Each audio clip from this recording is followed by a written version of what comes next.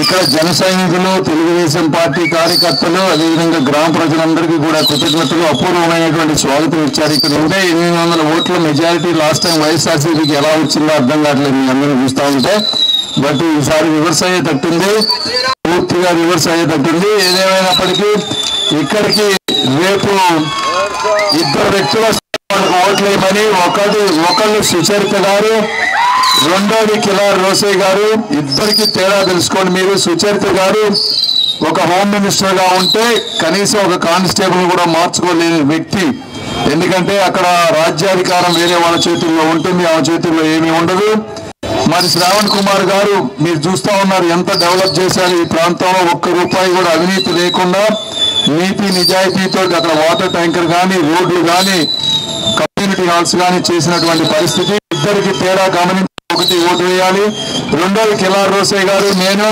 కిలార్ రోసయ్య గారు చెప్తా ఉన్నారు ఆయన 3 రాజధానులకు అనుకూలం అని చెప్తా ఉన్నారు. ఇక అదొక్కటి చాలు. 3 రాజధానులు మీరు జగన్మోహన్ రెడ్డి గారు చెప్పినట్టు ఎందుకు తలూపుతున్నారు? ఆయన ఏమన్నా అంటే నేను పక్కా లోకల్ అంటారు. పక్కా లోకల్ అంటే ఇదా చేసేది. లోకల్ గా అంటే రాజధాని అనేది ఎప్పుడో ఒక్కసారి అదృష్టం చేసుకుంటే వస్తుంది, చరిత్రలో వస్తుంది ఒక్కొక్క ప్రాంతానికి రాజధాని.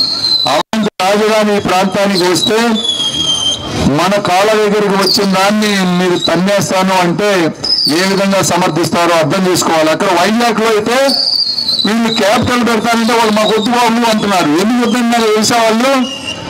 ఎందుకు వద్దంటున్నారంటే అక్కడ విజయసాయి రెడ్డి గారు, వైవి సుబ్బారెడ్డి గారు వెళ్ళి ఒక ఇట్లనే వేశారు. ఇట్లా చూసుకుంటా పోయారు బిల్డింగ్లన్నీ. ఏ హోటల్ బాగుంది ఇక్కడ, ఏ బిల్డింగ్ బాగుంది, ఏ హాస్పిటల్ బాగుంది, మొత్తం లెక్క పట్టుకొని లిస్టు రాసుకొని ఒక హోటల్లో కూర్చొని వరుసగా ఫోన్ కాల్స్ చేసి ఇది నాకు కావాలి, నీకు ఎంత ఇవ్వమంటావు, బ్లాక్ మనీ ఇవ్వటం, అవన్నీ రాయించుకోవడం.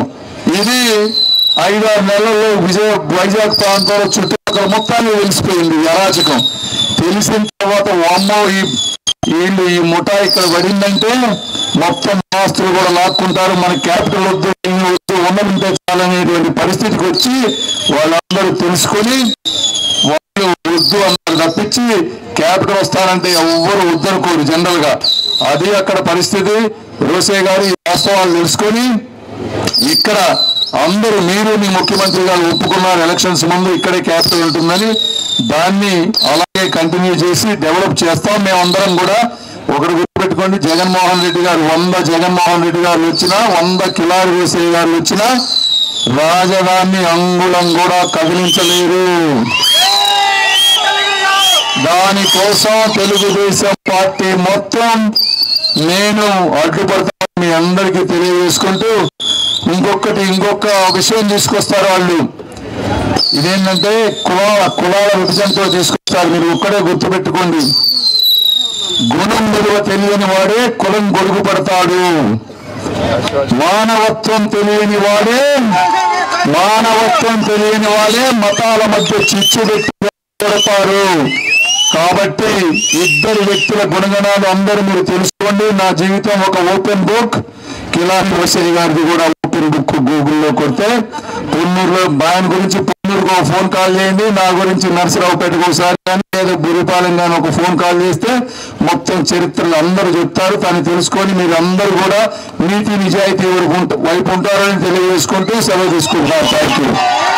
టీడీపీ, బీజేపీ, జనసేన మిత్రపక్షాల కూటమి తరపున గుంటూరు పార్లమెంట్ సీటుకు పోటీ చేస్తున్న పెమ్మసాని చంద్రశేఖర్ గారికే ఓటు వేద్దాం. మన గుంటూరుని గెలిపించుకుందాం.